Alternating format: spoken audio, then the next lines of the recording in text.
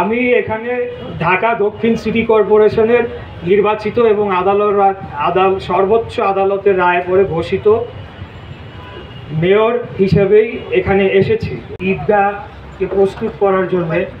এখানে ঢাকা দক্ষিণ সিটি কর্পোরেশনের সর্বস্তরের কর্মচারী কর্মকর্তাবৃন্দ এবং আইন শৃঙ্খলা রক্ষাকারী সকল বাহিনীর সদস্যরা যারা দায়িত্ব পালন করছেন সবাইকে ধন্যবাদ জানাচ্ছি। আবারও আমাদের আগামীকালকে যে ঈদের জামাত অনুষ্ঠিত হবে সেটিকে নিরাপদ করে তোলার জন্য আপনারা নিরলস পরিশ্রম করে চলেছেন।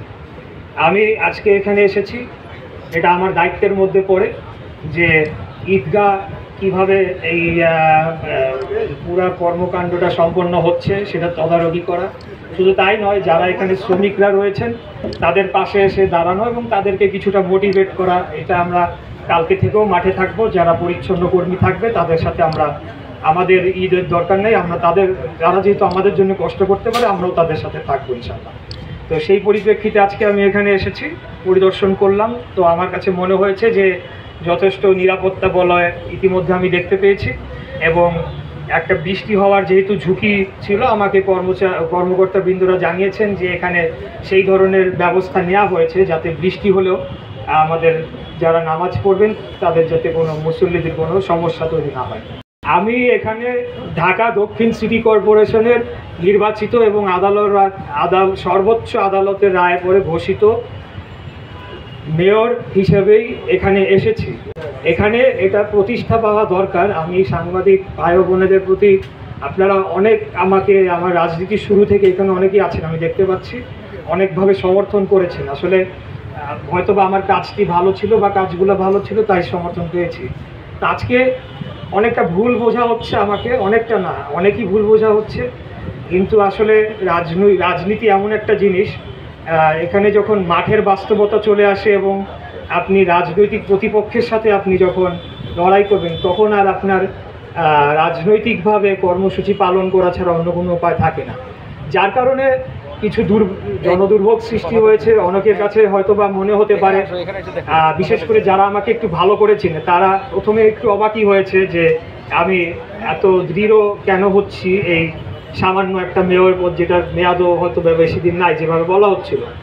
কিন্তু এখানে আপনারা পরবর্তীতে লক্ষ্য করেছেন যে there was a greater story behind the whole যেটা হয়েছে আমার সাথে। তো সেখানে আমি মনে করি বর্তমান অন্তর্বর্তীকালীন সরকারের যে উপদেষ্টা পরিষদ তারা তাদের নিরপেক্ষতা হারিয়েছে এবং এই উপদেষ্টা পরিষদ বহাল থাকা অবস্থায় কোনোভাবেই একটা কাঙ্ক্ষিত গ্রহণযোগ্য নির্বাচন অনুষ্ঠিত হতে পারে না। এই বিষয়টা সরকার যত দ্রুত উপলব্ধি করতে পারবে আমি মনে করি যে এটা সকলের জন্যই মঙ্গলজনক হবে। আমরা কিন্তু তাদের শত্রুতা করছি না বা তাদেরকে হুমকি দান কোনো কিছুই না। আমরা খালি বলছি যে আপনারা রাজনীতি করবেন তাহলে পথটি ছেড়ে দিয়ে আপনারা রাজনৈতিক দলে যোগ দিয়ে আপনাদের রাজনৈতিক কর্মকাণ্ড করুন। আমরা আপনাদেরকে স্বাগত জানিয়েছি। আমি বিশেষ করে নিজেও একজন যদি বলেন তরুণ প্রজন্মের, সেই হিসাবে আমি তাদেরকে শুরু থেকেই সমর্থন করে এসেছি এবং আমি চেয়েছি এরকম একটা পার্টি দাঁড়ায়। কারণ বয়স কম থাকা অবস্থায় রাজনীতি করতে গেলে যে বিড়ম্বনা বা সমস্যা ফেস করতে হয় সেগুলো আমিও ফেস করেছি, তাই তাদের কষ্টটা আমি বুঝি। কিন্তু আমরা দেখলাম যে পরবর্তীতে নতুন বন্দোবস্ত নামে আসলে জাতিকে কোনো কিছুই দেওয়া হয় নাই।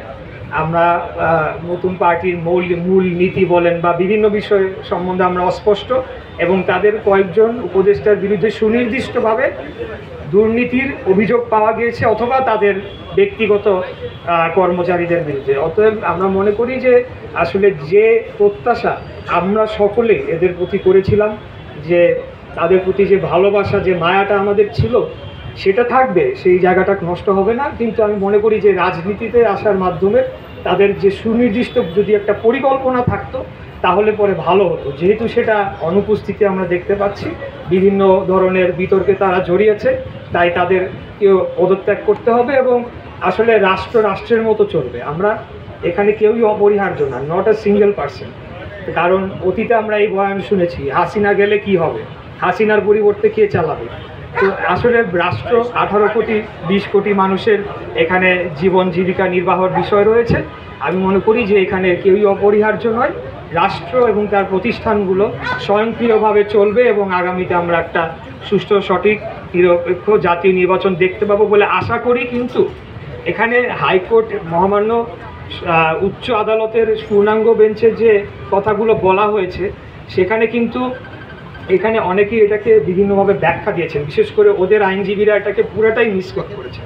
এখানে কিন্তু স্পষ্ট কোর্ট রুমেই বলা হয়েছে যে এই বিষয়টা এত দূর পর্যন্ত আসারই কথা না, এই বিষয়টা আরও নিচ থেকেই মানে শেষ হয়ে যাওয়ার কথা ছিল। কেন আইন মন্ত্রণালয়ের মতামতের চিঠি পাঠানো হলো? যাই হোক, আমি এত ডিটেলসে যাব না, তবে আমি মনে করি এই প্রক্রিয়ার মধ্যে দিয়ে আরেকটা সংস্কার যেটা অত্যন্ত প্রয়োজন বাংলাদেশে, কিন্তু সেই বিষয়ে কেউ কথা বলছে না। সবাই যার যার মতো করে সংস্কার করে যার যার এজেন্ডা বাস্তবায়ন করছে। এই যে স্থানীয় সরকারের এতগুলো মেয়র, চেয়ারম্যান, উপজেলা চেয়ারম্যান, মেম্বার, অনেক অনেক জনপ্রতিনিধিরা রয়েছেন, তারা কি একটি মন্ত্রণালয়ে একজন নির্বাচিত এমপি যে মন্ত্রী হবে তার অধীনে দাসের মতো হয়ে থাকবে? আমরা ইতিপূর্বে রাজশাহী সিটি কর্পোরেশনে দেখেছি যে এক সচিবের খোঁচায় নির্বাচিত মেয়র বুলবুল সাহেবকে বরখাস্ত করে দেওয়া হলো। এরপরে আমরা গাজীপুর সিটি কর্পোরেশনে দেখেছি একদিনও ওনাকে বসতে দেওয়া হয় নাই। খুলনা সিটি কর্পোরেশনে যখন 13 সালে 5টা সিটি বিএনপি জিতে আসলো, আপনাদের হয়তো মনে আছে। তো এই বিষয়গুলোকে আমি মনে করি যে অ্যাড্রেস করা উচিত। আমরা স্থানীয় সরকারকে শক্তিশালী করতে চাই, কিন্তু স্থানীয় সরকার যদি সরকারেরই একটা মন্ত্রণালয়ের এক্সিকিউটিভ উইংয়ের আন্ডারে পড়ে যায়, তাহলে এটা কিভাবে স্থানীয় সরকার হলো বা জনগণের ম্যান্ডেট এখানে আমি কিভাবে জাস্টিফাই করব?